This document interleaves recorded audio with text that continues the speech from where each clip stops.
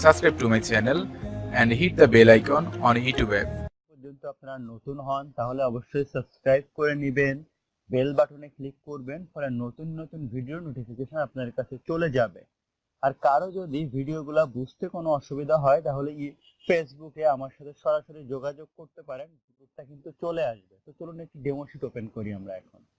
আমি এখানে একটা ডেমো শিট ওপেন করে রাখছি, দেখেন এখানে নাম আর এরিয়া লেখা আছে।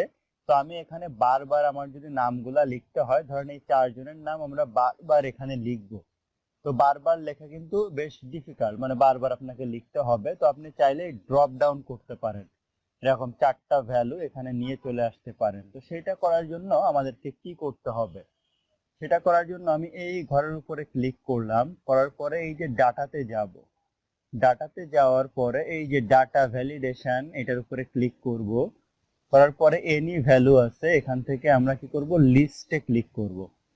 করার পরে এই যে সোর্স, এই ঘরের এই কোণাটায় যদি আমি ক্লিক করি, করার পরে এই 4টা ভ্যালু, এই ভ্যালুগুলো যেখানেই থাকে, এইদিকে ওইদিকে আলাদা শিটে যেখানেই থাকে আপনি এরকম ভাবে সিলেক্ট করে দিবেন, ইন্টার দিবেন, ওকে করবেন।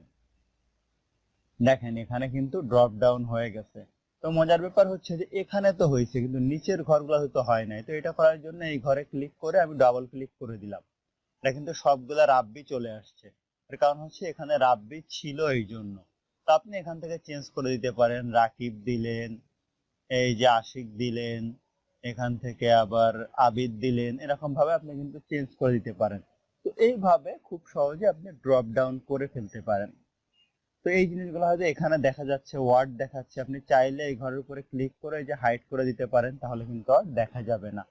অথবা চাইলে এটা আরেকটা শিটে আপনি রাখতে পারেন, ড্রপ ডাউনের ভ্যালুগুলা সাধারণত মানুষ যেটা করে যে আরেকটা শিটে ওইটা রাখে, সেক্ষেত্রে আরেকটা শিটেও রাখা যেতে পারে, কোনো অসুবিধা হবে না। আচ্ছা, এরপরে আমরা যেটা দেখব সেটা হচ্ছে যে ফিল্টারিং কিভাবে করে।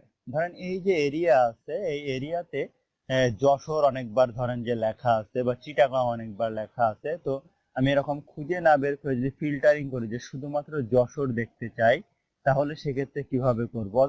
অথবা যদি মার্ক থাকে, ধরেন যে কারা শুধুমাত্র 80 পেয়েছে তাদেরকে আমি দেখতে চাই, এই সমস্ত কারণে আসলে ফিল্টারিং করা হয়।